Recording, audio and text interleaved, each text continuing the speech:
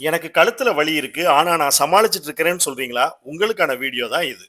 தலையிலிருந்து ஆரம்பிக்கிற முதுகு தண்டுவடத்துல முதல்ல இருக்கிற 7 எலும்புகளுடைய பொசிஷனும், அதுல இருந்து ஆரம்பிக்கிற முடியிற தசைகளும், அதற்குள்ள இருந்து வெளியே வரக்கூடிய 8 நரம்புகளும், அதுல ஏற்படக்கூடிய பிரச்சனைகளும் தான் கழுத்து வலிக்கான முக்கிய காரணமா இருக்கு. முதுகு தண்டுவடம் சொல்லக்கூடிய வெர்டிப்ரால ஒவ்வொரு வெர்டிப்ராவுக்கு இடையிலையும் கொஞ்சம் கேப் இருக்குது. அந்த கேப் செர்விக்கல் போனை பொறுத்த வரைக்கும் முன்பாகத்துல 1.5 எம்எம்ல இருந்து 4 எம்எம் வரைக்கும், பின்பாகத்துல 1 எம்எம்ல இருந்து 3 எம்எம் வரைக்கும் அந்த கேப் இருக்குது. இந்த கேப் 50% மேல நமக்கு குறைய ஆரம்பிக்கும் போது நேவ் கம்ப்ரெஷன் வர்றதுக்கான வாய்ப்பு இருக்கு.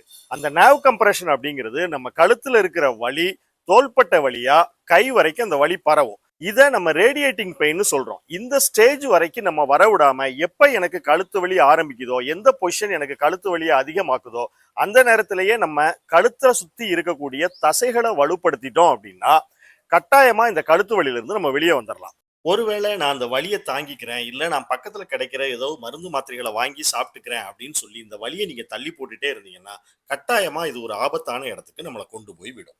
75% மேல அந்த கேப் குறைஞ்சிச்சு அப்படின்னா ஒருவேளை உங்களுக்கு சர்ஜரி தேவைப்படலாம். இது உங்களை பயங்காட்டுறதுக்கான வீடியோ இல்ல, பாதுகாக்கிறதுக்கான வீடியோ.